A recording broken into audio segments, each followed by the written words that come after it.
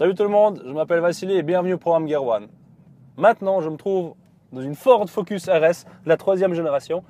Et puis j'aimerais vous faire part de mes impressions au volant de cette caisse. Et j'aimerais, dans cette rubrique, vous parler de ses inconvénients.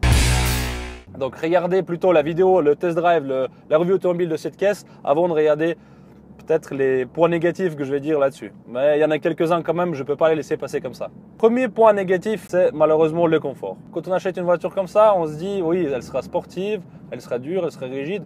Mais franchement, je ne m'entendais pas à ce point-là quand même. Parce que quand on met les suspensions sport ou pas, d'après le constructeur, ça change, oui, ça rajoute 40% de fermeté. Mais là, elle est vraiment tape-cul. Si vous avez des petites routes, même en Suisse, les routes sont magnifiques. Mais là, je suis désolé, mais c'est trop. Vous avez vu avant, dans la vidéo précédente, comment je souffrais. C'est quelque chose d'impressionnant quand même. Moi, je n'arrive pas à comprendre comment on peut faire des caisses comme ça rigides. C'est vraiment très dur, c'est vraiment très inconfortable. Wow, oui, ça, vous allez me dire, elle n'est pas faite pour le confort, ça va très bien, arrête tes conneries maintenant. On le sait que c'est pas pour le confort, c'est bon. Mais là, franchement, c'est impressionnant. Je pense que je vais rouler une heure, 2 heures, 3 heures après, j'aurai plus de coccyx après. Donc. Deuxième inconvénient, c'est le prix de la voiture. La voiture, elle est quand même assez bien équipée. Elle n'est pas en full haut de gamme, mais elle est assez équipée correctement. Donc, elle coûte 52 000 francs. 52 000 francs, c'est quand même beaucoup pour cette caisse. Vu les matériaux utilisés un peu, vu que c'est la caisse un petit peu, elle ressemble exactement... c'est exactement la même chose que la Focus normale, sauf qu'il y a quelques surpiqûres bleues ici, là.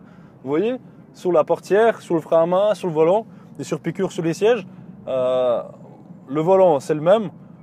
Le pommeau de vitesse, c'est le même. Tout est la même chose, à part le moteur, peut-être un peu le châssis. Les freins, mais voilà, et vous payez la bagnole 30 000 balles plus cher. Donc je trouve que c'est quand même cher pour ce que c'est. Oui, vous avez 350 chevaux, vous allez me dire, oui, les chevaux, toujours les chevaux. Mais c'est cher, franchement, personnellement, je trouve que c'est cher. Et ça décote super vite en plus.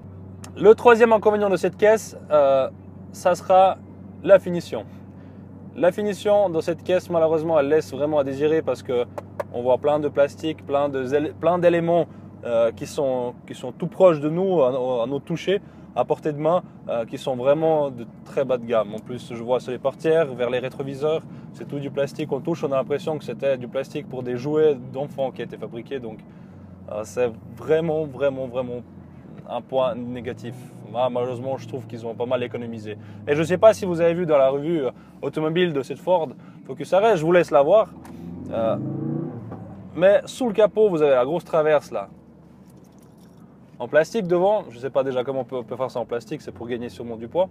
Mais elle est toute fissurée, un petit peu toute bizarre. Donc, franchement, les finitions, ils ne sont pas trop donnés de la peine. Il y a des endroits où ils montent de la peinture.